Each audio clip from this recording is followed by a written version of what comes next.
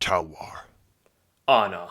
No, come on. It's like the third time this month. I just want to read my book. There's no time for reading. You must come with me. Dude, I have had an interstellar battle with a stone. I have been mutilated by a sword, just a sword. And now a freaking pirate comes crashing through my roof. What's next? What is freaking next? A pixie? Oh, no. Hey, I didn't say anything. Look, what do you want? What could I have possibly done? You made a mockery of my kind with that pitiful excuse for a pirate cave dungeon guide. I mean, seriously, it didn't even make it past the 5-second mark. You have to make it past the 5-second, that's like a thing. Anyway, you must pay for your crimes, Talwar. You will walk the plank. Let it begin.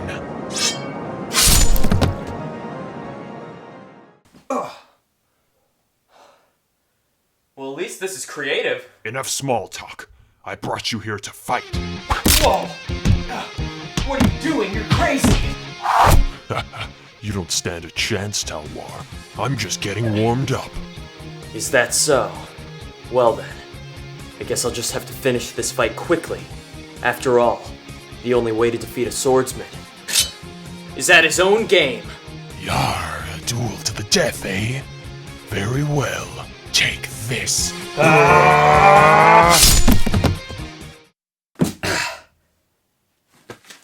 I'm out. But he's still in there. I can't believe I was defeated by the likes of him. Well, what do we have here? Feeling remorse, John? You fool. I will destroy you. Yeah, whatever, alright? Look, you've wasted enough of my time today, so do us both a favor and get out of here. I got a show to run.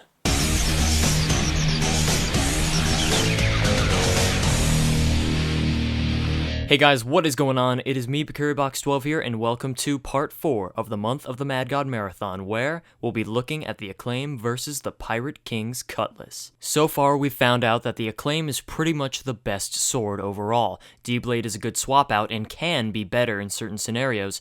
Ancient Stone Sword has its uses, but it's very selective, and Sea Sword has one use that's pretty basic and doesn't really come up very much. So as the guide videos go on, the swords are progressively getting worse. What does that say about the Cutlass? Is it bad? Is it good? What is the sword at all? Well, let's start with the damage. The Cutlass deals between 184 to 231 damage, having an average of about 207.5. Okay, so if we look at Acclaim's damage, again, the average is about 245.5. So the difference is only 40 damage. Okay, so that's pretty cool. The damage isn't too far off, but what's the catch? Every sword has its catch. D-Blade has 2 shots, Sea Sword has longer range, Stone Sword is slower.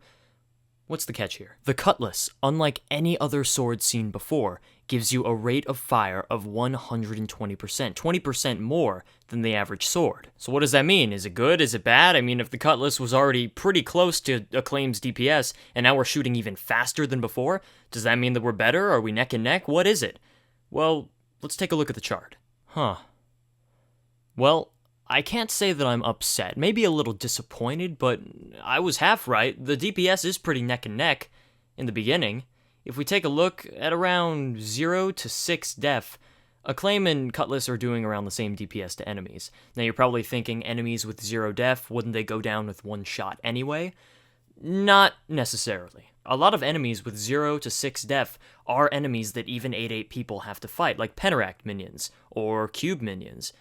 These are things that have a lot of HP, or the Hermit minions. Many minions have 0 def, but a lot of HP. If you use the Cutlass on them, you can kill them faster than with the Acclaim. Not by much, yeah, but it's still true. Then once we get to about 21 def and beyond, Acclaim starts to beat out Cutlass very noticeably. Acclaim is always above. Not by much, again, they are pretty close, but Acclaim's just better. And this is probably a good time to mention that the Cutlass only has 3.25 range.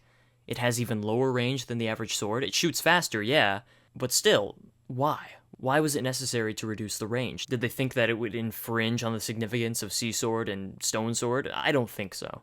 I think they were just trying to spice things up, and it ended up not really working in the sword's favor. Now, if I can give Cutlass credit where it's due, it's that whenever you have an increased rate of fire, you don't have to be as accurate to get your damage in. Since Cutlass has more shots than Acclaim, you don't have to be as accurate to hit your enemy. But if you want to get your damage in, you're going to have to get them all in, especially if you want to beat out Acclaim in any scenario. Now, the DPS charts are only significant if you're actually hitting the enemy.